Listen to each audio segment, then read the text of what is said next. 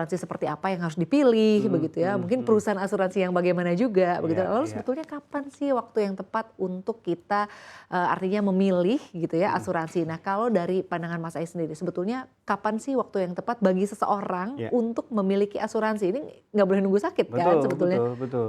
Nah ini pertanyaan yang menarik dan Iya, sebenarnya banyak dinanti semua orang ya. iya, Kapan sih waktu yang tepat kita punya asuransi? Jawabannya sebenarnya satu kalimat yang simpel aja, the sooner the better gitu. Jadi iya, secepat mungkin itu akan yang terbaik gitu ya. Kapan? Kalau ditanya lagi kapan? Ya, biasanya sih memang ketika sudah masuk usia yang produktif, itu produk keuangan pertama yang harus kita miliki itulah asuransi. Jadi sebelum investasi kita asuransi dulu gitu ya, kita proteksi dulu gitu. Nah spesifiknya kapan? Apalagi kalau kita sudah memiliki tanggungan nih misalkan gitu ya, punya orang tua gitu ya, atau ada punya anak, anak atau istri gitu ya. Jadi selama kita sudah punya penghasilan ya sebaiknya kita udah mulai punya asuransi gitu ya. Jangan sampai ditunda-tunda karena memang resiko yang akan kita hadapi kalau tidak punya asuransi itu kan nggak bisa ditunda. Contoh asuransi kesehatan, ya pasti orang kan mungkin ada saatnya akan sakit gitu ya. ya. Mungkin nggak ada di dunia ini orang yang nggak sakit gitu. Jadi kalau udah punya asuransi kesehatan kan harusnya dia terproteksi. Gitu juga dengan meninggal dunia ya. Jadi kalau kita sudah punya asuransi jiwa, kapanpun misalkan ia meninggal dunia gitu ya, keluarga yang ditinggalkan itu tidak terlalu khawatir lah gitu ya. Jadi ada uang pertanggungan mungkin yang bisa digunakan untuk melanjutkan hidup gitu-gitu. Baik, jadi kalau pertanyaannya kapan waktu yang tepat untuk memiliki asuransi, the sooner the better The ya. sooner the Apalagi kalau better, kita sudah betul. memiliki tanggungan begitu ya, Iya, sebaiknya kita memiliki asuransi asuransi, begitu ya. Nah, betul. ngomongin soal asuransi, mungkin ini Mhm, juga mhm. kalau tadi Mas Ai menggambarkan kan seolah-olah wajib begitu ya bagi Betul, kita untuk mhm, bisa memiliki asuransi. Nah, artinya kalau berbicara mengenai pilihan-pilihan asuransi, mhm. apakah sebetulnya asuransi yang memang ditawarkan oleh pemerintah, sebut saja Iya, misalnya BPJS, ini betul. tidak cukup untuk misalnya menanggung risiko dari seseorang? Mhm. Iya, jadi memang untuk BPJS Kesehatan ini kan termasuk mungkin golongan asuransi yang kesehatan gitu ya. Ya, Jadi memang ada beberapa penyakit atau mungkin klaim yang nggak bisa ditanggung oleh BPJS gitu. Sebaiknya memang idealnya tetap harus dibantu dengan asuransi pribadi gitu ya. Baik itu melalui kantor, biasanya kalau yang bekerja kantoran kan dari kantor ada asuransi kesehatannya gitu. Ya itu nggak apa-apa. Tapi kalau misalkan dia misalkan wirausaha gitu ya nggak ada salahnya dia tambah lagi dengan asuransi yang kesehatan yang pribadi gitu dari diri sendiri, disesuaikan dengan kebutuhan. Karena yang paling tahu dengan kebutuhan kita ya kita sendiri gitu ya. Misalkan gini, saya gitu ya, saya termasuk orang yang gampang sakit atau enggak? Itu kan kita bisa mereview gitu ya, dalam setahun ini saya gampang sakit nggak ya? Atau saya punya penyakit bawaan nggak ya? Atau penyakit besar nggak sih? atau Atau mungkin orang keluarga tua punya saya risiko atau iya gitu ya. resiko gitu kan, itu kan harus diantisipasi. Ya. Jadi kita harus cover gitu. Nah biasanya memang BPJS ini ada keterbatasan, makanya harus ada asuransi yang mendampingi dari asuransi kesehatannya gitu ya. Di luar nanti asuransi jiwa atau kalau sudah lebih mapan lagi, kalau misalkan dia golongan orang yang mampu secara keuangan gitu ya, dia bahkan udah harus mengasuransikan asetnya gitu ya, hartanya dengan asuransi umum. Jadi memang harus dilindungi secara komprehensif, tapi disesuaikan dengan kebutuhan dan juga kemampuan finansialnya gitu. Baik, nah kalau ngomongin soal ragam asuransi, ini Iya, kan ada asuransi kesehatan, iya, ada asuransi jiwa, banyak iya, asuransi ya, seperti tadi betul, misalnya betul, ada asuransi mungkin ke harta benda begitu betul, ya. betul. Nah, berbicara mengenai pilihan-pilihan asuransi, sebetulnya mana sih yang harus didahulukan? Kalau tadi kan Mas Mhm, Ai bilang, mhm. ya resiko kan nggak tahu ya, datangnya bisa kapan Betul, saja begitu betul, ya. betul. Apalagi misalnya kalau Mas Ai menyampaikan the Ya, sooner the better. Nah, mhm, berarti kalau harus didahulukan nih, mana yang sebetulnya ya, paling penting dan paling utama untuk kita punya deh kalau bisa iya. gitu. Minimal banget kita punya asuransi kesehatan. Karena itu yang paling basic banget. Jadi kalau kesehatan ini nggak bisa ditawar-tawar gitu. Ketika orang lahir ke dunia, potensi dia untuk sakit itu sangat besar gitu dan sangat mungkin terjadi gitu. Jadi asuransi kesehatan ini harus wajib dimiliki oleh setiap orang gitu ya. Besarannya bagaimana? Besarannya nanti tergantung dari ya tadi kebutuhannya dan juga kemampuan keuangan ya. Biasanya dari rumus perencanaan keuangan kita bisa sisihkan minimal 5% dari penghasilan kita untuk asuransi kesehatan gitu ya.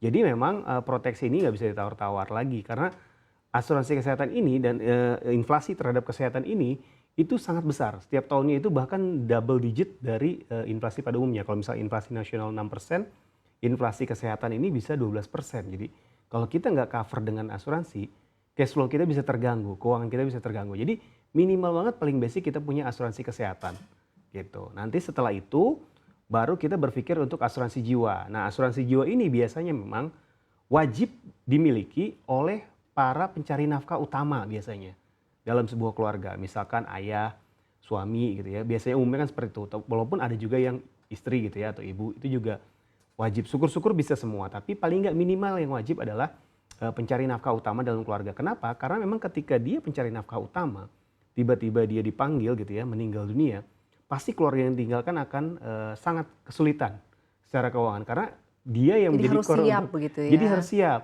Jadi uang pertanggungan yang ditinggalkan itu nanti bisa digunakan kembali untuk menyambung hidup, untuk berusaha atau berbisnis gitu ya.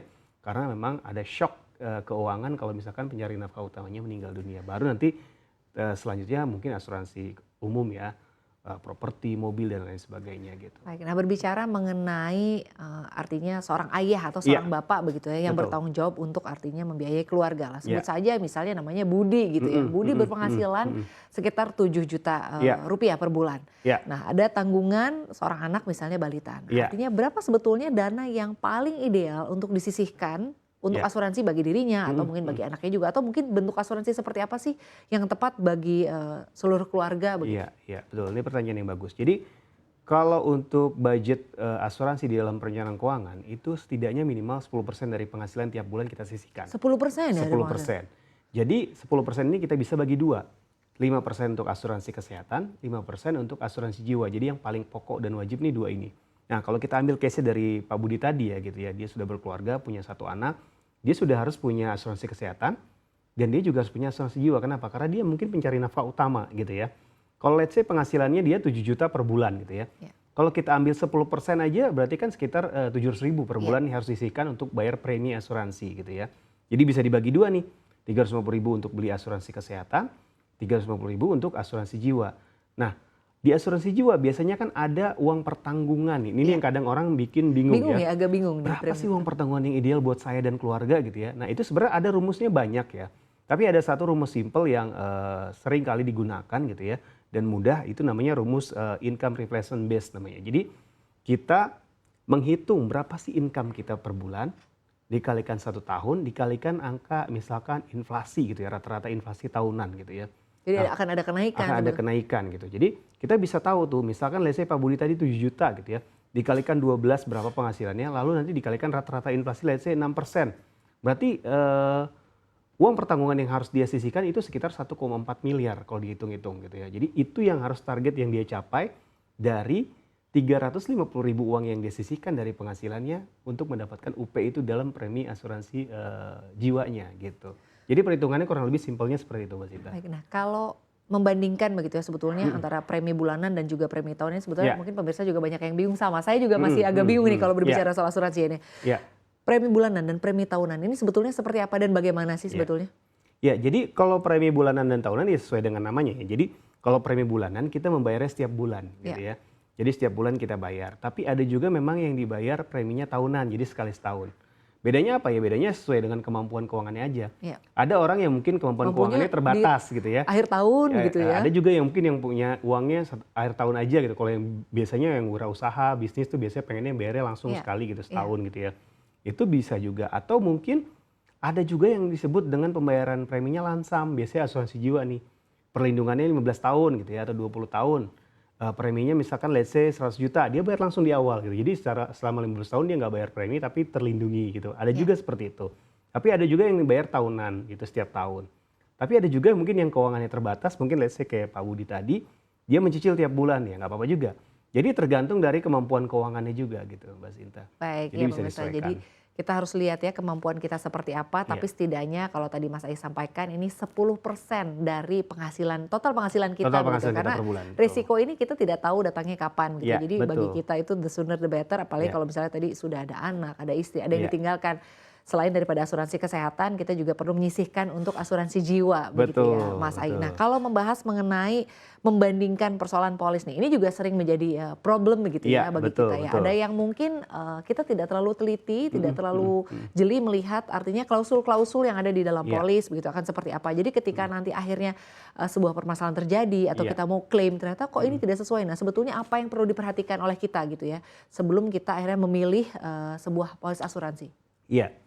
Sebenarnya sih yang paling pertama, yang paling basic banget kita lihat perusahaannya ya. perusahaannya track recordnya seperti apa gitu ya. Kadang-kadang kita kan baca di pemberitaan dan juga mungkin di data-data yang sering di-share gitu ya. Ada perusahaan-perusahaan asuransi yang memang dia relatif lebih bagus GCG-nya gitu ya. Terus legalitasnya gitu ya. Yang kedua baru kita bandingkan nih produknya dan manfaatnya. Sekarang ini banyak sekali aplikasi dan pilihan-pilihan. Nah, sekarang itu lebih mudah sebenarnya Mbak Sinta karena banyak sekali insurtech gitu ya yang memang untuk asuransi yang simple. Jadi kita bisa bandingkan nih antara asuransi A produknya dengan asuransi B, C, D gitu ya. Mana yang lebih benefitnya cocok buat kita gitu ya. Mana yang preminya cocok buat kita. Jadi kalau memang kita malas banding-bandingkan sendiri, udah banyak nih aplikasi-aplikasi yang menawarkan bantuan untuk membandingkan produk-produk asuransi. Tapi kalau kita memang tipikal orang yang sangat teliti, nggak ada salahnya kita baca prospektusnya gitu ya. Mana yang memang benefitnya sesuai dengan kebutuhan kita. Karena beda-beda nih, misalkan aku sama Mbak Sinta beda nih. Mbak Sinta mungkin lebih jarang sakit gitu ya. Udahlah gue rawat jalan aja yang dibanyakin gitu ya. Tapi aku misalkan track recordnya sering sakit, aku harus banyak rawat inap nih misalkan gitu ya. Jadi memang kebutuhannya harus sesuaikan dengan diri kita sendiri dan keluarga gitu ya. Yang ketiga, kita harus perhatikan nih preminya cocok nggak? Oke, manfaatnya udah oke nih cocok buat kita nih, tapi preminya pas sesuai dengan nggak? kemampuan kita Iya, atau jangan-jangan enggak. preminya lebih gede Malah gitu kan. memberatkan Iya, gitu nah ya. itu juga kan harus dipikirkan juga ya. Jadi kita cari juga yang preminya sesuai dengan kantong gitu ya, supaya kita nggak memberatkan juga cash flow-nya ke depan gitu. Nah yang tidak kalah penting apa? Proses klaim. Kadang-kadang ini juga sering jadi Nah masalah ini, ya. betul. Udah sesuai semuanya ternyata pas klaim susah. Nah ini juga kita harus tahu nih alur pengajuan klaim seperti apa, dokumen yang dibutuhkan bagaimana gitu ya. Harus bagaimana prosedurnya untuk pengajuan klaim dan lain sebagainya. Dan itu harus kita ketahui dengan baik karena ini kan menyangkut kepentingan kita, kebutuhan kita gitu ya. Jangan sampai Ini malah mempersulit kita. Mempersulit kita. Nah, ini kan bahaya juga gitu ya. Baik.